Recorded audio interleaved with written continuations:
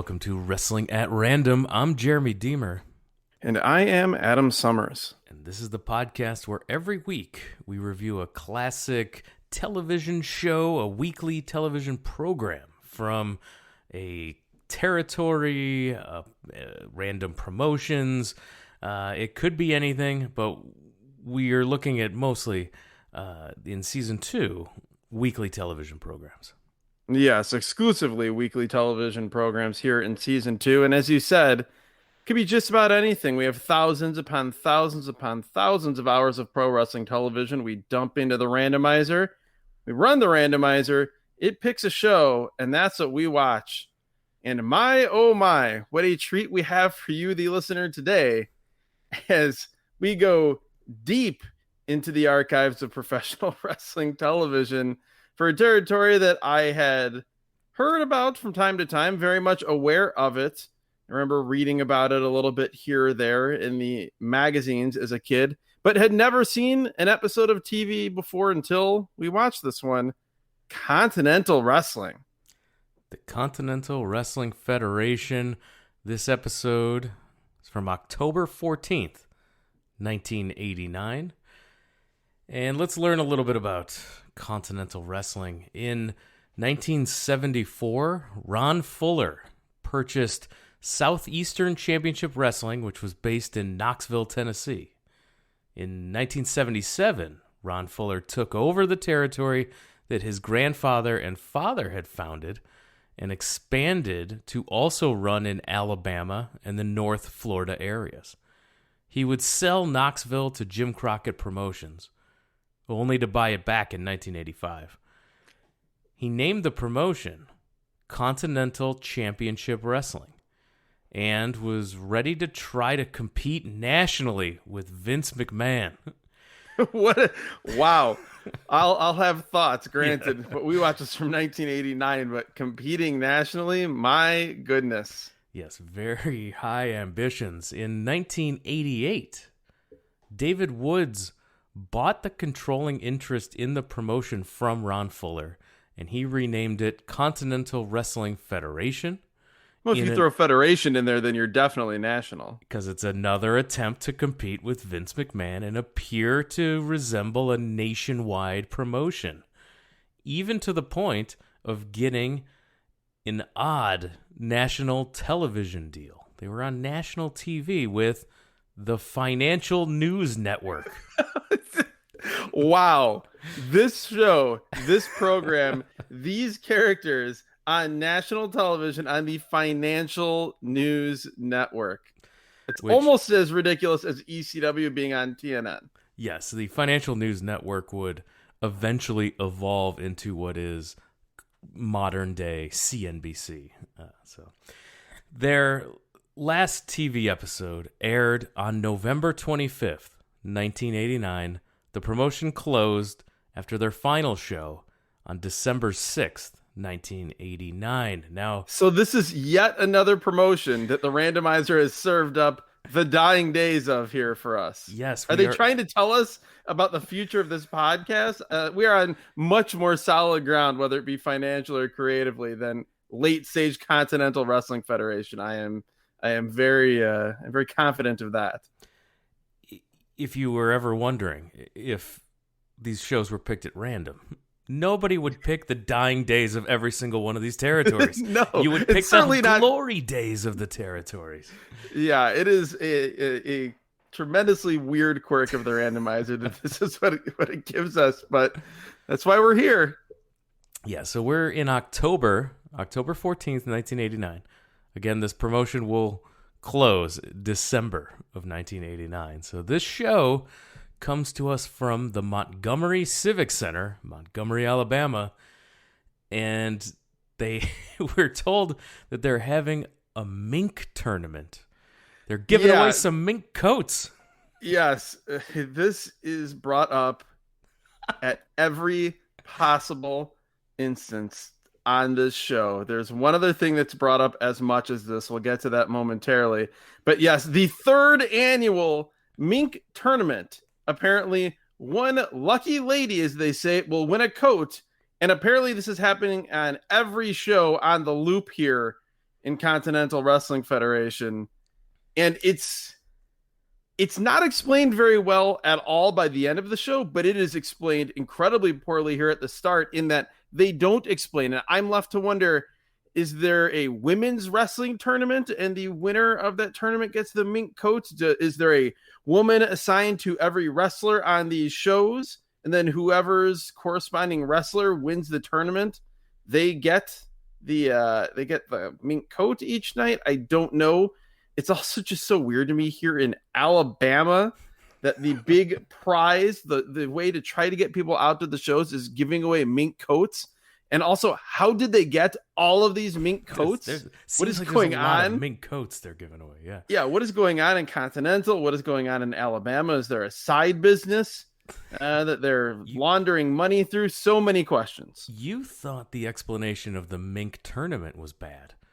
The Thunderdome Battle Royal that was explained, it was explained in the worst way possible. Where they say run what you brung. We've got another type of match coming to the CWF in which you wear anything you want to ringside. You get in, you compete any way you want to. Anything goes. We're talking about the Thunderdome with big, grand, in these Battle Royals, some 5,000 plus money. Thunderdome Battle Royals, Charlie. The guys can get in the ring with whatever they want. They can wear whatever they want, or they can bring whatever they want, and they get in that ring and they go at it, and there ain't no telling what's going to happen then. We'll have details on these and other matches coming up. A lot of great action on today's program. Well, it was, and part of that was the commentary duo here bringing us to the show ringside. They're not at a studio desk. It is ringside here in the arena. It is Johnny Rich, the cousin of Tommy Rich. He is the color commentator here. And there is a man named Charlie Platt or Charlie Plot that is the play-by-play guy. And words cannot do justice to him trying to explain this Thunderdome Battle Royal and completely losing his place as he clearly has no idea what he's talking about. Johnny Rich has to jump in and right the ship as much as Johnny Rich is capable of doing, which is to say not much. No, and we're struggling with names because there's no graphics. It's just dudes talking in front of the camera. We get no additional context on any of this stuff. No, this is thankfully where my late 80s, early 90s NWA WCW memories take over, and that's where I remember Johnny Rich as, I would assume, very shortly after Continental closed, he went on to be sort of in that jobber plus category in the NWA. Country Music Association Radio Personality of the Year from Small WL, Market. From Small WLWI. It's Dr. Sam Falk. He's going to join the commentary team. This was a big deal. It was, as again, if you're looking at the scale of Montgomery County, Alabama, 1989 big deals, this would be a big deal. And again, not to besmirch the good name of anyone from Montgomery County, Alabama, I would make the argument that Continental Wrestling Federation was besmirching your good name by representing your town, your county with this product. But yes, the best way I can describe Sam Falk, local celebrity if there ever was one, is that he looks as though he is Magnum TA without access to a gym for one day in his life, meaning a single day in his life. He's Charlie Falk here. The best part, though, is that, or excuse me, Sam Falk. Dr. Sam Falk. Dr. Sam. Yeah, well, yes, we'll get to that. The best part of this is Charlie Plot. He coming out of being completely lost talking about the Thunderdome Battle Royal. He then gets into like TV radio voice, and he starts welcoming, as he says, the good Dr. Sam Falk of WLWI. There's no graphics, like I mentioned, and this is exactly the point where I didn't realize how much I missed them until they're gone. Yeah. Trying to follow along with this guy. This guy is so incoherent and often sounds as though he's got a mouthful of marbles. I could just use a graphic every now and then. We could use closed captioning, would have been entertaining. Instead, though, we do get a graphic for the first professional wrestlers we see in the ring, which are the Intruders. Yes, I have a huge Yes, with exclamation points in my notes, for getting a graphic and for that graphic being for the intruders. Yeah, I just have all caps, the intruders, OMG, such geeks. And yeah, they are doughy, bag of milk style body types wearing really ill-fitting masks, even more ill-fitting gear. They are never identified. I assume this is a Doom situation at the beginning of Doom where it's just Intruder 1 and Intruder 2. They don't even get that treatment.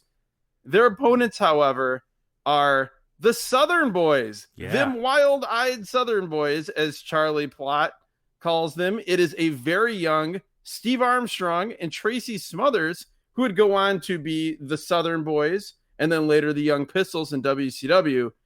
They are joined by Dixie Dynamite, their manager / third member of their team. And we've talked before, whether it be that very uncomfortable Ric Flair promo from the Mid-South show or the Triple H Booker T angle leading to their match at WrestleMania 18, which we talked about in great detail on season 1 of this podcast.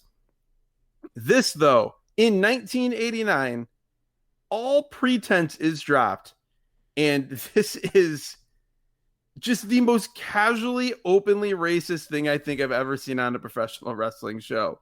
As it is, and granted, yes, the Southern Boys had Confederate flag on their tights in WCW.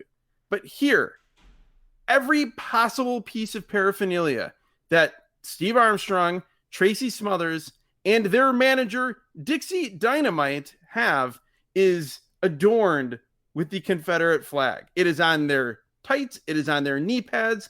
It is on their ring jackets. It is Dixie Dynamite's mask. His entrance robe, that being Dixie Dynamite, is a Confederate flag. This is something else here, as they are the baby faces in 1989. A lot of Southern pride here. And Armstrong starts out, he hits a drop kick on the first intruder. He barely makes contact, and this intruder takes a comical flying bump for this missed drop kick. Yes, he absolutely does. Yeah, we also have, this is where we learn that Sam Falk was voted top of the small markets. He then says that everyone in the country knows Charlie Platt, this terrible ring announcer. No. Verifiably false. Nobody knew him. We get a good double drop kick by the Southern Boys on intruder number 2. They were a very good tag team. I love them in WCW. They were a great undercard tag team. Went on to win the U.S. tag titles at one point. They would do a double flying shoulder block that I always enjoyed. No, they were totally fine here. What was not totally fine was the 2 hard cameras that the production had. They have 2 hard cameras and a handheld.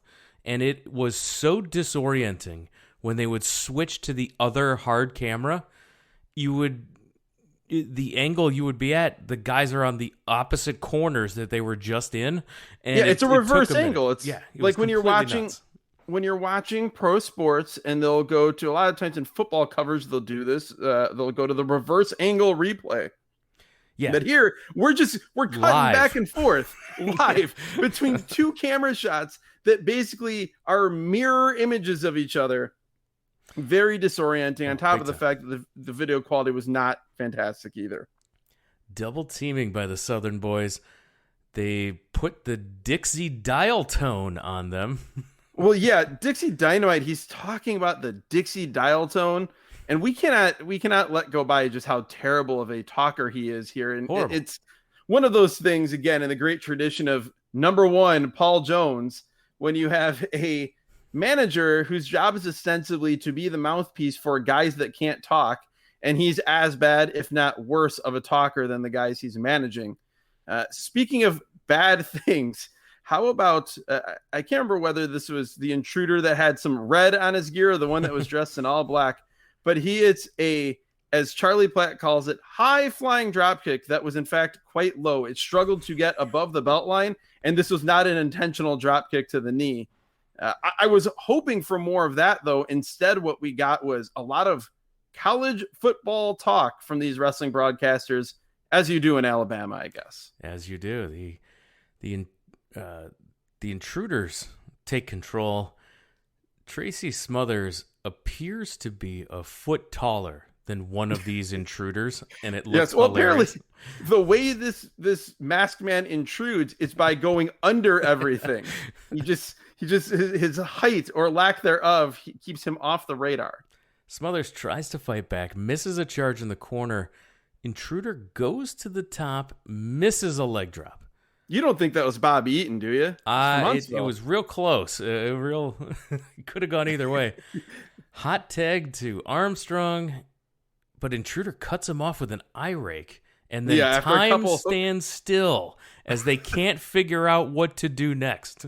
And then when they do, Steve Armstrong goes for a double sunset flip. What this means is that his two opponents, Intruder A and Intruder B, both are ducking down for back body drops to do a double back body drop to Steve Armstrong. Steve somersaults over them and attempts to complete a sunset flip on both men at the same time using one arm for each guy. This does not work. He tries to then audible to just sunset flip the one guy, but the other intruder gets in front and pulls the arms of his partner, keeping him from going down into the sunset flip. Smothers comes in and murders one of the intruders with a pounce, and the other intruder gets pulled into the sunset flip for the pin. He does, but they're all tangled up in the ropes, but apparently referees in Alabama don't count. Rope breaks don't matter to them. This was so weird and awkward. Again, the Southern boys were fine, even good. Steve Armstrong, never had a problem with him. Love Tracy Smothers, adore him as a professional wrestler, so it was cool to see him here in his very formative years. But yeah, not particularly great. No, the pounce was the highlight of the match for me. That was fantastic. Yes, only this podcast can draw the through line from Tracy Smothers to Monty Brown. That's why you listen. We then have a ringside post-match interview with Charlie Platt interviewing the Southern boys and Dixie Dynamite. They're talking about the mink coat tournaments happening in every city. Dixie Dynamite is talking about bringing his Dixie sticks to the Thunderdome Battle Royal, which we still don't know anything about. We do not. Steve Armstrong says that the Alabama tag belts are around some slob's waist. That amused me. Tracy Smothers, while he was not quite the promo he would go on to be later in his career, he did have a great line when talking about this Thunderdome Battle Royal, which, as this show reveals itself over the course of the hour, it becomes apparent that basically the Thunderdome Battle Royal is just a bunkhouse stampede. It's a come as you want to be dressed, bring a weapon, and have a battle royal. It's a bunkhouse stampede. As Tracy Smothers says, anything goes from your nose to your toes. That's right. That's exactly what he said. They want the tag titles, and we see a commercial for Get Ready, Loosedale, Mississippi, in the high school gym coming to your town. So much better than that, because this voiceover guy says, and I quote, "Get ready, Loosedale, Mississippi, for the most exciting night of your life." And then the next thing we hear is in the high school. In the high school gym. Think about how depressing your life must have turned out if you look back many decades past and realize that the most exciting night of your life was in Loosedale, Mississippi for Continental Wrestling Federation in the high school gym. And that's not all. We get the lineup for this show. And first off, they say it's a $2,500 Thunderdome Battle Royal. But earlier they were saying it was a $5,000 Battle Royal in all of these towns. So Loosedale, I guess, is half the town of these other places. But the rest of this show is Dennis Condrey versus Jerry Stubbs, Robert Fuller, and Jimmy Golden. We'll get to them later. versus Adrian Street and Todd Morton. Much like Johnny Rich, it is not the guy with the last name you really want to see. It's the other guy, Todd Morton. I was hoping for a Vic Steamboat appearance. It's Vic Steamboat's favorite wrestler, Todd Martin. Todd Morton. Yeah. We have Mark the Beast Gooling versus Dreamweaver, and then the last announced match. It certainly perked my ears up, as it is Cactus Jack Manson versus Dixie Dynamite. Get ready, Loosedale, Mississippi. That's coming to your town. The most exciting night of your life.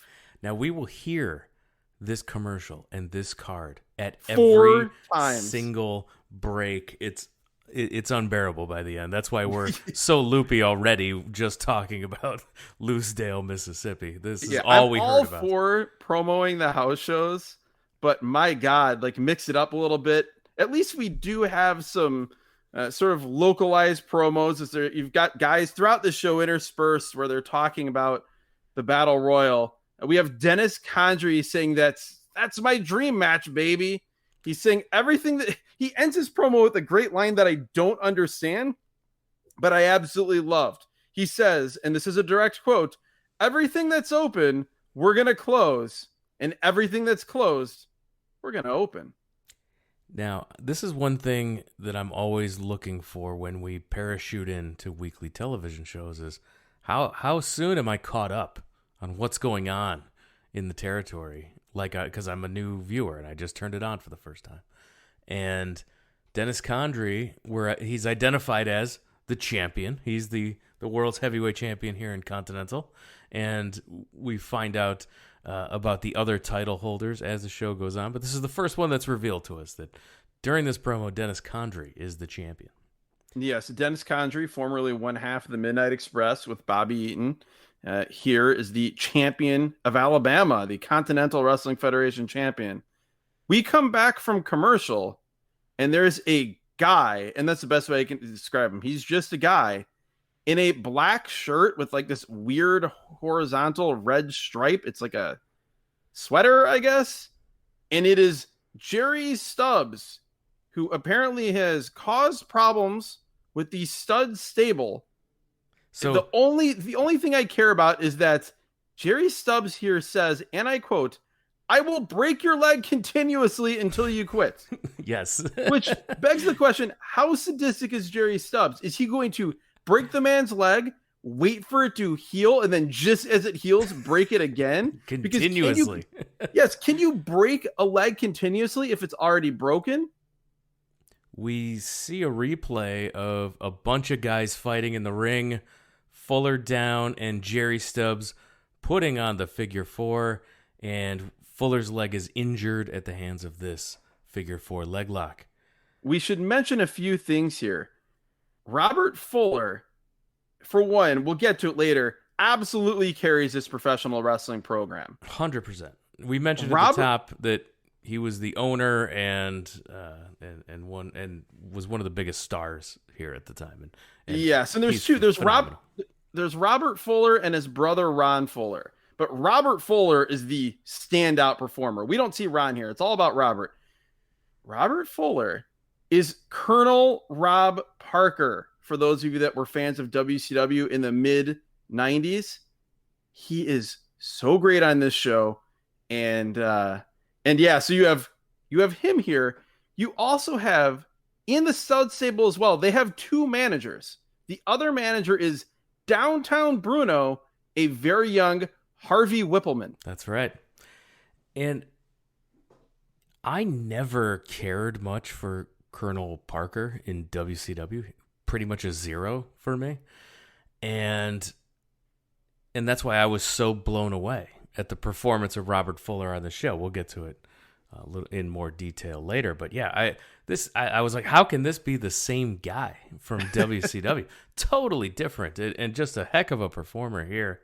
I thought he was pretty similar. I don't know. I loved Colonel Rob Parker in WCW. He was just he's an over-the-top character, but for some reason, I don't know, it worked for me, maybe particularly when he was paired with Bunkhouse Buck, who was also on this show under his previous name of Jimmy Golden. We don't see him a ton on this show, but he had been hooked up with Robert Fuller / Colonel Rob Parker for a long time. But yeah, I enjoyed him in WCW. No, I would agree. Here he was a revelation. What I don't like about this feud is that a guy named Stubbs is feuding with the Stud Stable. This is poor. These are too confusing of words when I've got a marble mouth announcer trying to explain this stuff to me. Like, stop it. Why, of all guys, Jerry Stubbs? Can't you? In the Stud Stable, can we get something a little different? That was just fingernails on the chalkboard grating, hearing this guy try to explain the Stubbs Stud feud without tripping over his words. I just wish there was a Stubbs Stable to go along with the Stud Stable, and they had like a War Games match. It's basically, for you, it's the linguistic version of two opponents wearing the exact same gear. Yes. Oh my God, that's exactly what it is. Yes. This is the words version of that Dick Slater Greg Valentine cage match. In the ring, the Panther is in the ring. Yes, this show, you can only be a jobber if you have a mask and a terrible body. Yes. And this man fills that role. It is the Panther. His opponent, though, Wait. This jobber has no body, and the gear does not fit. And that's what we love about our jobbers here. So the Panther was a perfect jobber for this. What this show makes me think is that Continental had like 4 or 5 sets of gear for jobbers, and you got your gear when you showed up, and it just fit how it fit. Like, they did not book people who had their own gear. Clearly, when you see the look of these men. His opponent, though. Before we get to his opponent, I did want to mention how bad this gear was. At one point, he's in a headlock, and his shoulder strap keeps falling down while in a headlock. That's how ill-fitting this gear is. Awesome. I believe his mask also gets turned to the side at some point. I don't know if that was something. I know we've got a big build here to his opponent. I don't know if this thing his opponent did, but his opponent is Cactus Jack Manson, which we had talked about on a previous podcast. That I had forgotten that when Cactus Jack first started, his full character name was Cactus Jack Manson. He's here. It is amusing that I think the ring announcer, something got lost in translation because he is announced as being from Mexico. Not Truth or Consequences, New Mexico. No, from Old Mexico. Cactus Jack Manson, the luchador.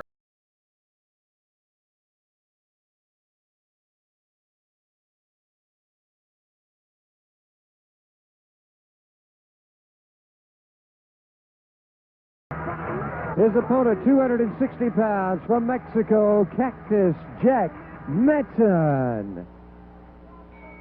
One fall with a 10-minute time limit. I am so excited to see the Panther get destroyed by Cactus Jack. Yes, same. This is also where I note on this show that everything about this, right down to Cactus Jack being on the show, this is the prototype of Smoky Mountain Wrestling. Very much so. This is exactly it. It had a lot of the same look and feel, from high school gyms to the production to just Cactus Jack shows up again. Exactly. Yeah, no, there's at a lot about of the same point on the show. So Jack, off the ropes, hits the weakest shoulder block you've ever seen, and at least a second after contact, the Panther falls down. This was awful.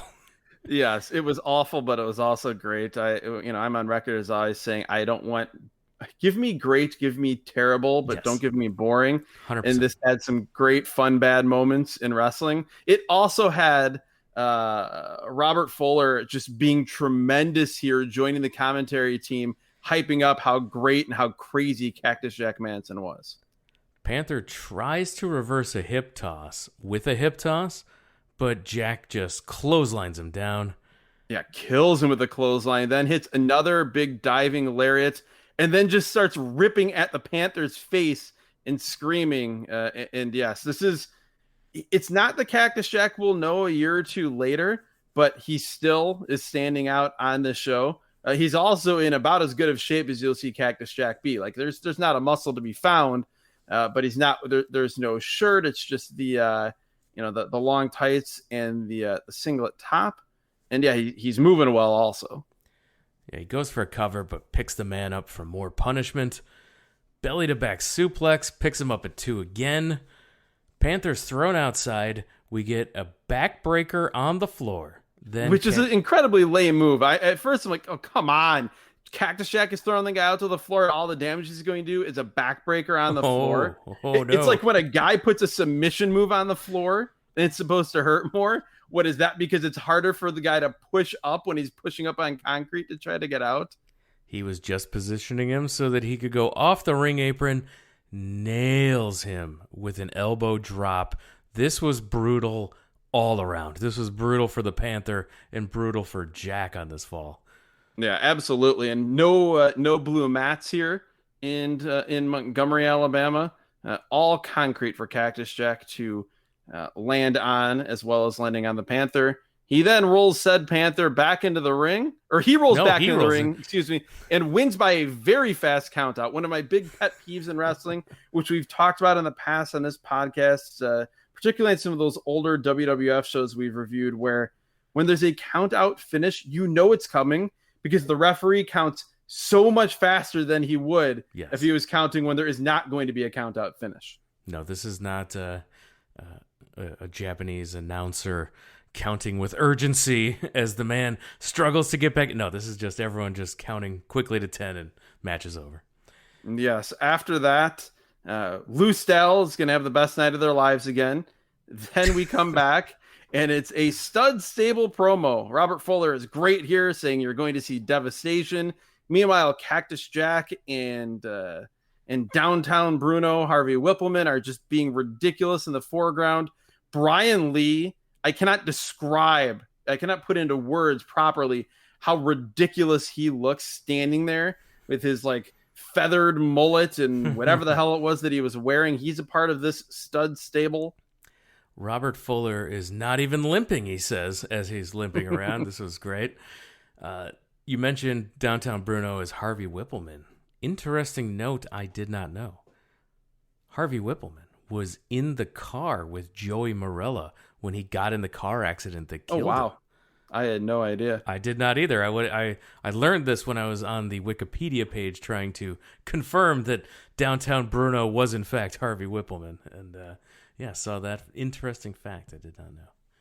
We get another promo about the Thunderdome, and I have no idea what that was. Yeah, this promo was so weird. We see Jerry Stubbs wearing brass knuckles. He's got a chain around his neck, and he looks so much less intimidating than that description would make you think. There's some guy next to him in a black mask who says, "I'm a great character." I have no idea what I'm watching. No. This I have no idea what this was. And then we get an exotic Adrian Street interview. Before that, we get a commercial for the greatest country star of all time, the legend, Hank Williams. We get one of those classic 80s commercials for like a CD or a cassette where it spends 2 minutes with like a Star Wars opening screen type scroll of all the said singer's great hits. And then, you can call an 800 number and in 16 to 28 weeks, you'll get your disc. Yeah, whenever I see those commercials, I'm always surprised by the COD possibility, cash on delivery. Like, yes, the mailman shows up and you pay the mailman for the receipt of the disc. That's unbelievable to me. Trusting everybody involved to be on the up and up here. There's several layers of the honor system. I greatly enjoy the wide swath of delivery times on these commercials. Yeah. Like it's ridiculous. It's like 4 to 32. Please allow 4 to 32 weeks for delivery. Like you may get it by the weekend or you may not get it for a year. So back to the Adrian Street interview. We see this. This is great, by the way. I just want to say flat out, this It was is. one of my favorite things on the show. As we're backstage, we're in the locker room, sitting down, and it is Johnny Rich, and he is introducing and he's interviewing exotic Adrian Street. And what you need to know about Adrian Street is he's a very over-the-top character, pretty much like when we talked about in that Hustle show, the Exoticos. Yes. That's what Adrian Street is. He's got face paint. He's got his hair in blonde pigtails, but then his interview style is so understated and so normal guy with this British accent. It's fascinating to watch. Yeah, we see a clip of a cage match where the Beast breaks into a cage with bolt cutters. He hits everyone, including Miss Linda, who is the legit wife of Adrian Street. Can we talk for a moment about the Beast, Mark Gooling, or do you want to wait for his match? We'll later wait before for we his really get match. into it? We'll dive into that during his match later. He hits Miss Linda's arm with the bolt cutters over and over. They asked for a loser splits team match. And get ready for these teams. It is exotic Adrian Street and his tag partner Todd Morton, who dresses exactly like Ricky Morton, tries to look exactly like Ricky Morton, is certainly not Ricky Morton in the ring. I don't know if they're related. I don't think it's like a Vic Steamboat thing. Their opponents are the Beast, Mark Gooling, and Terry Garvin. Yep. And not Jimmy Garvin, even though that's clearly what he's trying to look like. It is Terry Garvin. Yeah, so the losing team has to split up. And I'm listening to this interview, and like you mentioned, Adrian Street's so understated here. He seems like the nicest, sweetest guy ever. Yes. I'm like, I want to be his friend. Yes. I want to make sure he's okay. I would like good to dude. like he just exactly. He seems like the best person in the history of the pro wrestling business based on this promo. I don't know anything about his life. I remember him as a wrestler from when I was a kid, but I don't know anything about him as a person. Maybe he's just awful, but he comes off as the most sympathetic, normal guy, totally looking so absurd. No, he's great. I want to know more about Adrian Street. This guy's awesome. We see a clip of another tag match where the Beast missed Street with a bone. Yeah, he tries to jump off the second rope or the top rope and hit Adrian Street with a bone, but Adrian Street moves out of the way. Beast hits Terry Garvin with the bone, and then Todd Morton hits the most absurd non-top rope splash you have ever seen. He pins Garvin, and the Beauty and the Beast team must split. Yes, the losers had to split, so he came back and asked for a loser leaves town match. So the team is split, but not done yet. They want a loser leaves town match. So yeah, he meaning Terry Garvin. It's going to be Terry Garvin versus exotic Adrian Street. But the additional stipulation is that if Terry Garvin wins, not only does Adrian Street have to leave town, the Terry Garvin Beast Mark Gooling team can reunite. Yes. And we see a clip of Garvin and Street. Garvin tries to hit him with an object, but Street counters into a backslide for the win. So, well, before that, we learn, even though he misses it, that the finisher for exotic Adrian Street is called the Sleeping Beauty, and it is a flying forearm. Yeah, so with that victory, Terry Garvin lost the loser leaves town match. He has to leave the CWF. Street says he's got to get rid of the Beast next. This, again, I just want to reiterate how much I loved this, how different and oddly compelling exotic Adrian Street was here in this backstage interview.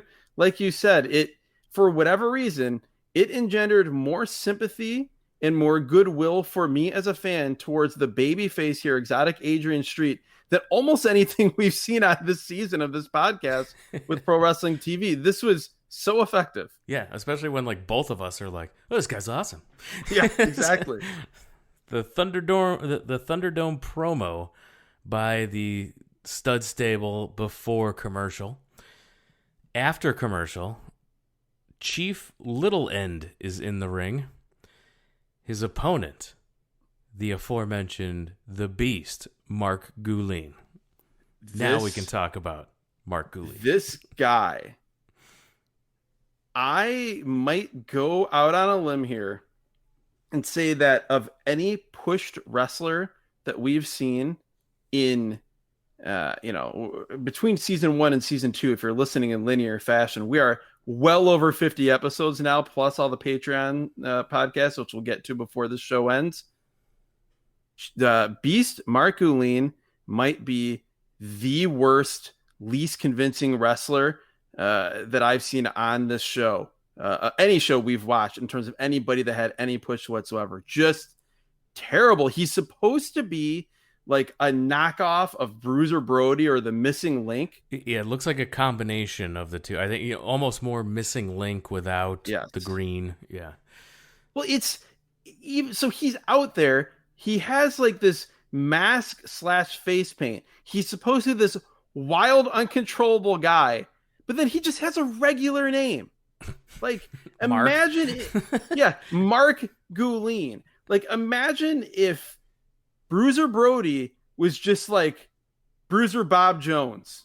Right. The match opens with a knee to the back of Little End, big clothesline, press slam, and he just drops him down.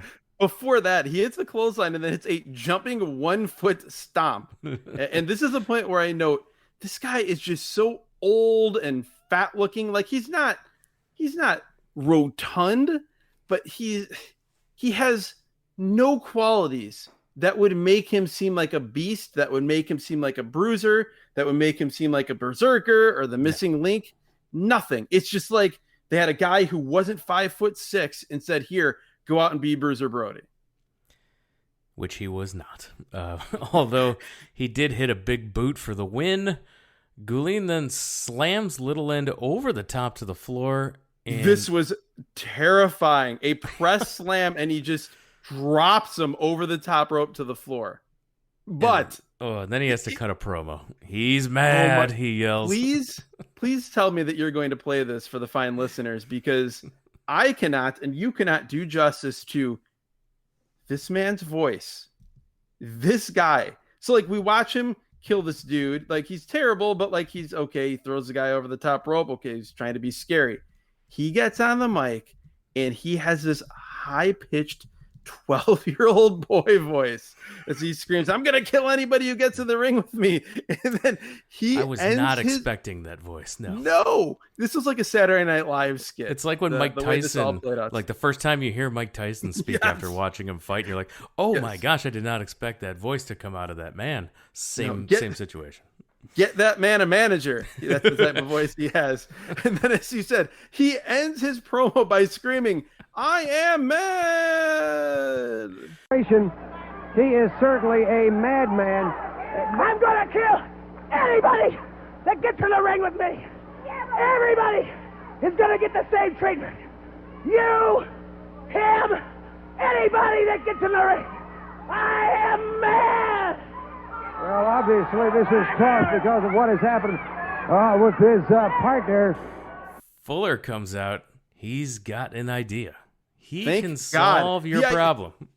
The idea is him coming out and solving the problem of this promo happening. Thank you, Rob Fuller. No, if we needed to bookmark best promo, let's bookend the best promo and the worst promo.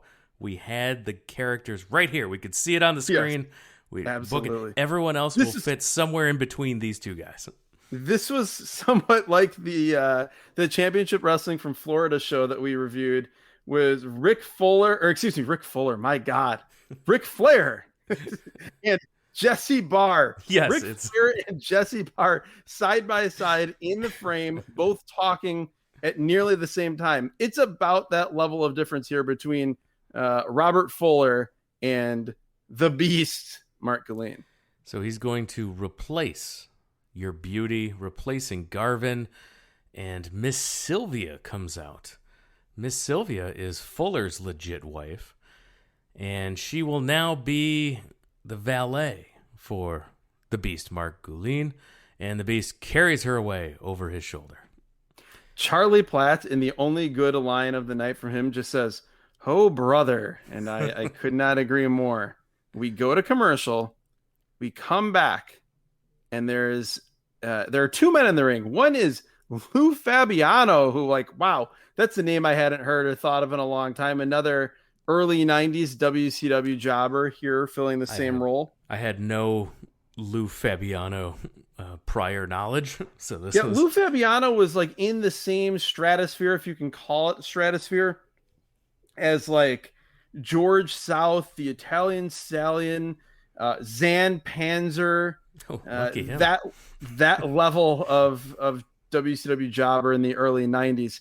His tag team partner is a large man wearing a mask named the African Assassin. And here, again, I just marvel at the casual way at which Charlie Platt, the play-by-play man, who clearly has seen the graphic on the screen and has heard the ring announcer call this man the African Assassin. Charlie Platt calls him over and over the Black Assassin. Yes, he does. That he does. Now, I did like that we're staying with the theme of all jobbers must wear a mask. So... Yes, Lou Fabiano did not get the memo, but yeah, otherwise, yeah, this is the fifth masked man in a jobber role on this show by my count. So the African Assassin and Lou Fabiano versus Adrian Street and Todd Morton, like you mentioned, the cousin of Ricky Morton, Rock and Roll Express. He's in his Rock and Roll Express Kirkland's knockoff gear here. He is dressed exactly like Ricky Morton. And here on this very lo-fi VHS copy that we watched via the internet, if you squint, you might think it's Ricky Morton until the match gets going, or particularly after the match of the promo. No, yeah, Todd is definitely the most Todd version of Ricky Morton you've ever seen. Yes, he is a Vic, as in Steamboat here. Todd Morton jumped by Fabiano. Assassin in with Street. Street hits him with a back elbow, jumps on him with a splash for the pin. The ref counts 2, and Assassin does not kick out. Time stands still. And that phrase, "time stands still," on a pro wrestling show was made for this moment. Oh, yeah. And then Street just picks the Assassin up and suplexes him. Whoa, was that bad? This was extremely, extremely awkward. And no fault of Adrian Street.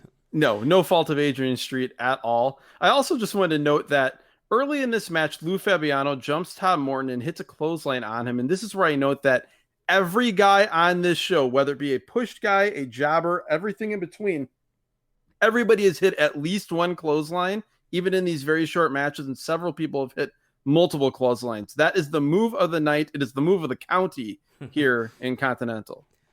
Morton back in, second turnbuckle with a punch.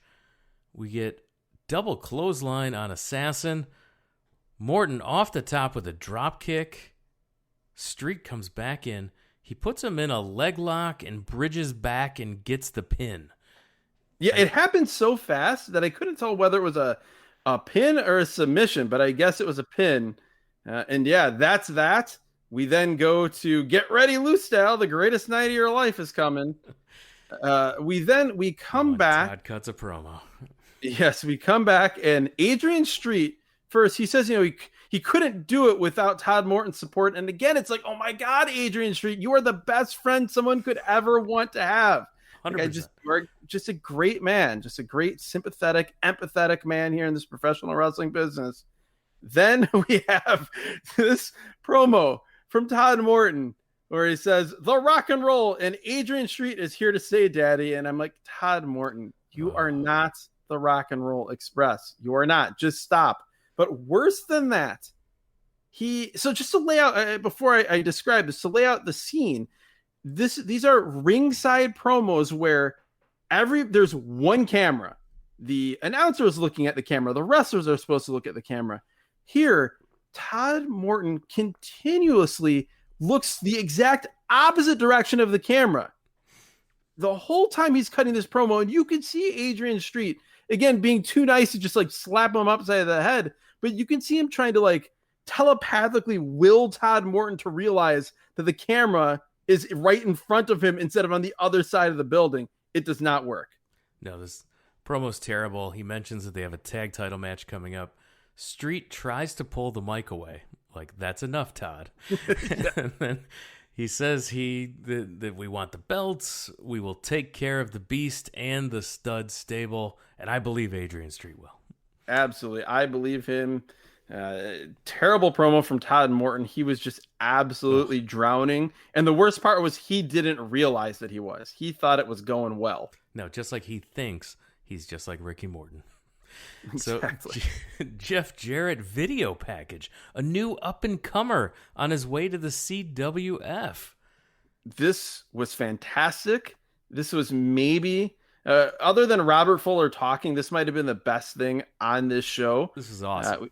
We've got just this wacky 80s music with lines such as, "You've taken me to the point of no return." Yes, this is a very famous song here. Point of No Return by Expose.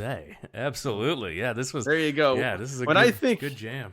When I think Expose, I think Jeff Jarrett. It's a perfect fit here. We see video clips throughout of Jeff hitting pretty spectacular looking moves by Jeff Jarrett, 1989 standards, just looking like an absolute star. But what we see in this video that has me more excited than anything on this show, we see clips of a Jeff Jarrett, Nick Bockwinkel match. And oh my God, I want to see this whole match. Jarrett is just like the best fiery young babyface hitting cool moves. And Nick Bockwinkel in, I assume, 1988 or 1989, when this match happened, being used for this video feature, is just bumping like a madman for Jeff Jarrett. And he's old at this point. Yes. Like, Bockwinkel was old in the 83 and 87 shows we reviewed from AWA back in the back catalog here. Watching him 89 bumping around for Jeff Jarrett. I wrote the same thing in my notes. I must see Nick Bockwinkel versus young Jeff Jarrett. This looks awesome. Yeah, and I write that, wow, they are playing this whole song, and normally that would bother me, but I don't care because Nick Bockwinkel bumping for Jeff Jarrett is the best thing I've seen.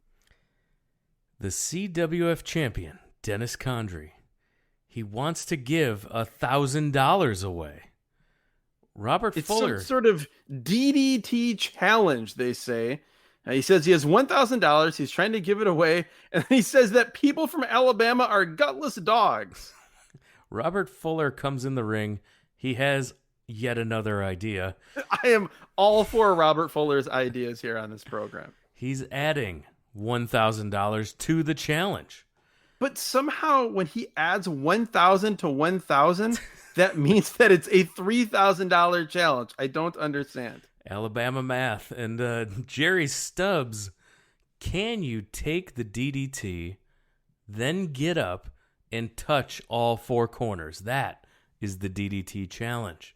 This is like Vince Russo before Vince Russo existed. The only thing is there had to be something on a pole to really put over the top. But yes, if you can take a DDT, then get up within a minute and touch all four corners like you were in a strap match, you can get the $2,000 to $3,000 depending on the conversion rate here in Montgomery County. The most offensive thing, other than all the Confederate flag stuff, but from a wrestling perspective, the most offensive thing on this show by a wide margin is the announcers multiple times referring to Jerry Stubbs as Mr. Perfect.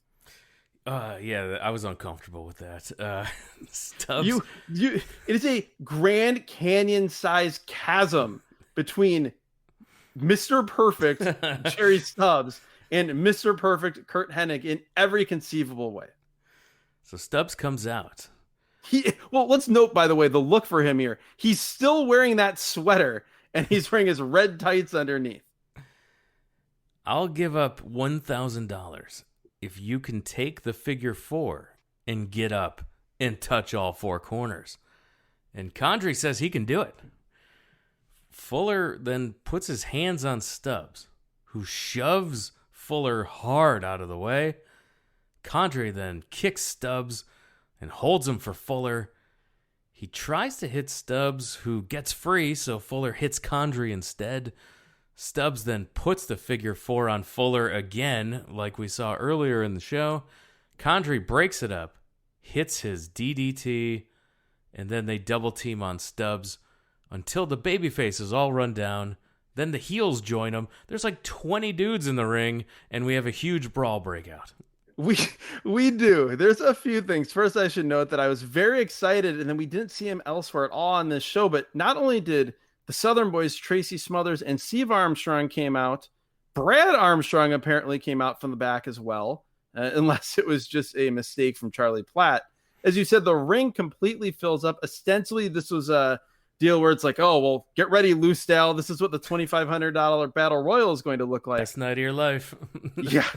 I don't know if you noticed this. I rewound and watched this 5 times to make sure that I understood what I was watching. Towards the end of this brawl, and I couldn't identify who this guy was, but maybe it was Brian Lee. I don't know. A tall guy with blonde hair.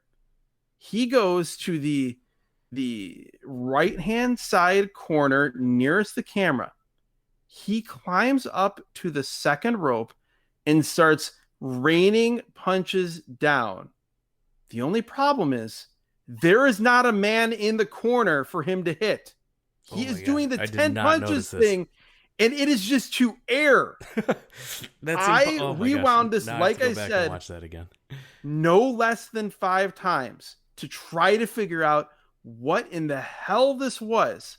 And I can confirm that this man was throwing 10 punches in the corner to no one. Someone send that gift to Jim Cornette right away.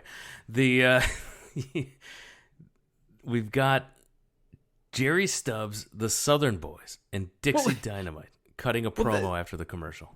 The best thing is before the commercial, we get a graphic that says, next, the Southern Boys. And my thought is, next? I saw them in a match. I just saw them 30 seconds ago run out to save Mr. Perfect Jerry Stubbs. We're seeing them again? He's not through with Fuller. They want the stud stable. Tracy Smothers on the mic was way superior to everyone on this show that isn't Robert Fuller. Yes, I would agree with that. And a relatively low bar to clear. As I said, he wasn't the Tracy Smothers we knew later on, let's say in the FBI, but still, yes, he was able to cut a competent, late 80s fiery Southern babyface promo. This promo ends with Steve Armstrong talking about mink coats again. Tracy did screw up where he says that battles are won by wars. And I think what he meant to say is wars are won by battles. Sure. But still, the delivery carried it through. Yeah, like you mentioned, they continue to plug mink coats and Thunderdome plug Battle Royals. Again, one more time, the greatest night of your life. Yeah, mink coats and Thunderdome Battle Royals are coming to your town, and the credits roll. Whoa! I did like show. Before the credits rolled, Charlie Platt did clarify. He said that it is $2,500 to $5,000 depending on the location. For looking at you, Loosedale, Mississippi. Yes. Then randomly, as Charlie Platt is wrapping up the show, we have a phone number on the screen. The show's ending, and then Johnny Rich jumps in before Charlie Platt can sign off and tells people to call that phone number so you can call Johnny Rich. He's speaking of himself in the third person here, but he says, call Johnny Rich to get wrestling in your area. That's right. You can. He will book wrestling in your town. Only for a couple more weeks. It's a limited time offer, clearly. When you look at what happened at Continental. December of 1989. Yes, this is a self-destructing offer here. Very Inspector Gadget. This was the dying days. Best thing for you on this show? Well, it's a tie between Robert Fuller / Colonel Rob Parker, as we would know him a few years later, just being great and being a ray of light here on this show. A tie between that and the clips of Jeff Jarrett versus Nick Bockwinkel. Absolutely, and the interview segment with Adrian Street for me yes, right up there as well. So those were all things worth watching this show for. Yeah, that's a very good point. I actually will revise that. I will say that Adrian Street interview segment was the best thing on the show because it was so unique. And like I said, just oddly captivating. And I love Adrian Street now. So do I, and I never knew him before. I never really saw him before this show. So I want more. I want to learn more. And Robert Fuller, to me, I just felt like what an underused guy in WCW, because he was just a nothing for me in WCW. But here, just a super talent on the microphone, and just like you mentioned, a ray of light in the dimly lit Montgomery Civic Center here. Well, I think too, with Robert Fuller, I think the problem in WCW is they went too far over the top with him as Colonel Rob Parker, basically play on Elvis's manager, where just everything about him was so over the top that he talked pretty much the same here. Like the character was very similar, but it was just pulled back slightly enough that you could take it believably as like a main event manager of a intimidating stable, rather than just as like a wacky comic relief guy that he mostly was in WCW, managing, small time guys, having his long running on again, off again, on screen romance with Sherry Martel. Another honorable mention to mink coats as well. Yes. The worst thing on the show for you. Oh my God. The announcing. Oh my God, that's so bad. How hard they went in on the Confederate flags here in, in 1989. And we're not talking about the 70s or the early or even mid 80s. That was just, that was a thing. But the announcers, I would say, were not good. I will say that this show was not, I would never call it good, no. But I found this more entertaining than some of the other Dying Days shows that we watch. I found this far more entertaining and lively than that World Class show from 87. In some ways, I actually found this to be more enjoyable than that Smoky Mountain show. It did not have the all-time great promo that Jim Cornette had. But like I said, to me, I think what's really pulling it up, again, what's pulling it over the top for me is something that is worth watching as a curiosity, at least if you can get through some of the really cringy stuff, was that Adrian Street segment. Sure. I think worst thing for me, Mark Gooling was terrible. Oh God, yes. Okay. Again, I revise my choice because everything about him in ring, that voice, yes, terrible, just brutal.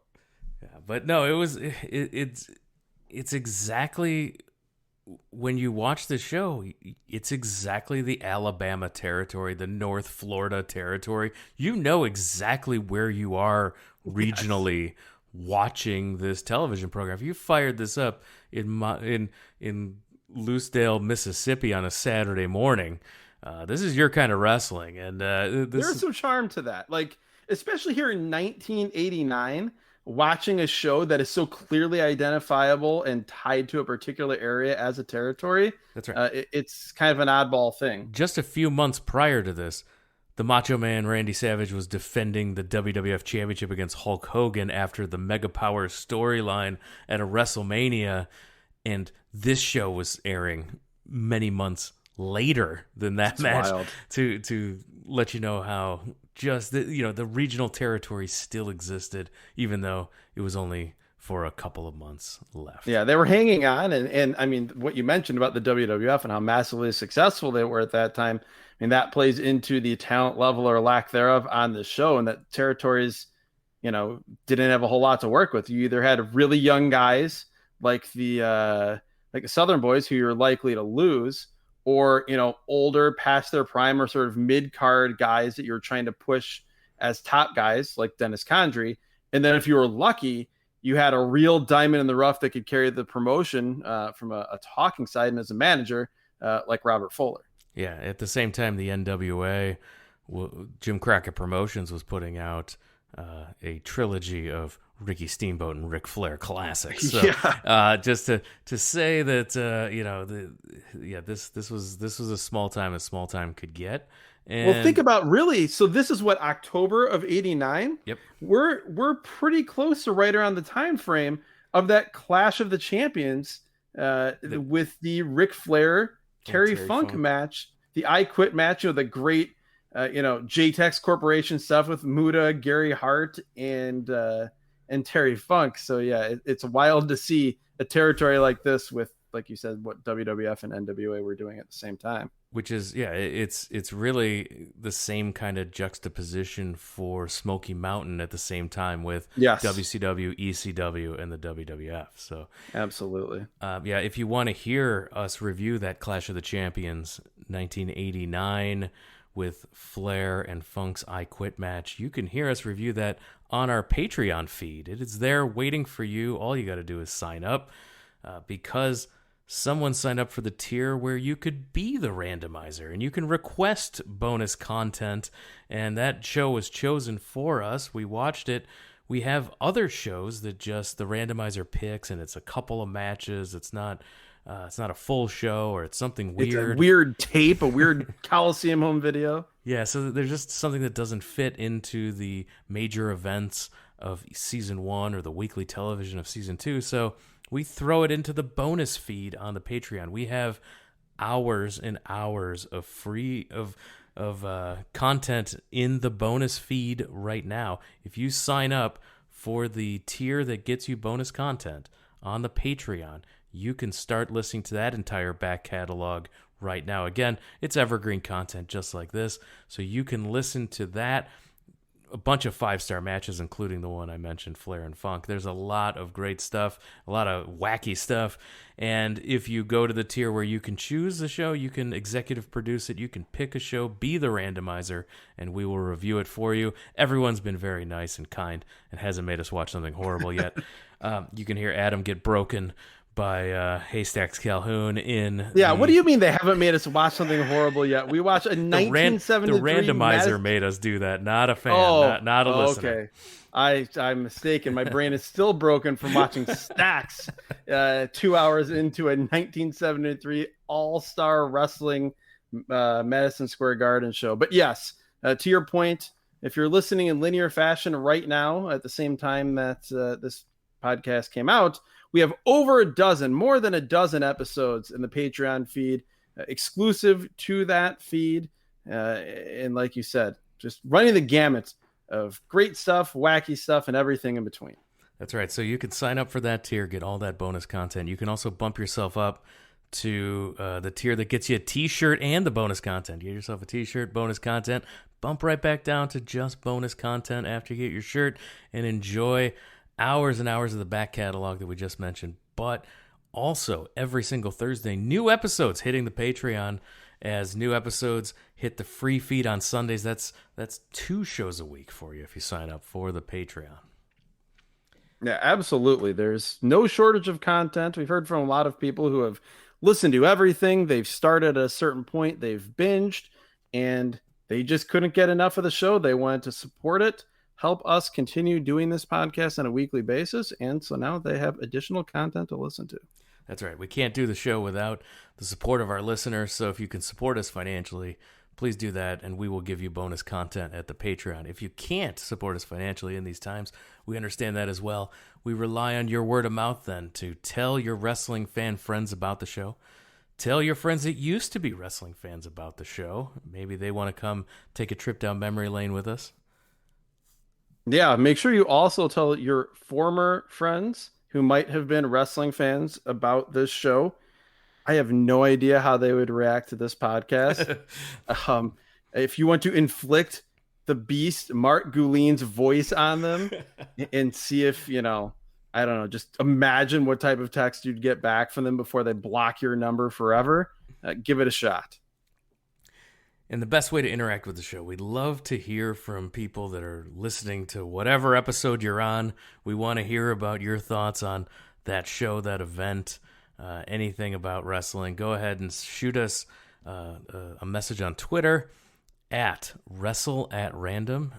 Same for Instagram, and you can interact with the show there if you're not on Twitter, because it can be a cesspool. We get it. You can also send us emails as well, wrestlingatrandom@gmail.com. All the links to subscribe to the podcast, all the social media links, everything is available at the website, the entire back catalog, everything you need, all at wrestlingatrandom.com. And with that, we're going to wrap it up. Adam, thanks for joining us. Thank you, Jeremy. I can now say I've watched Continental Wrestling.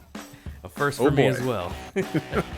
Thanks, everyone, for listening. And we'll talk to you again next time.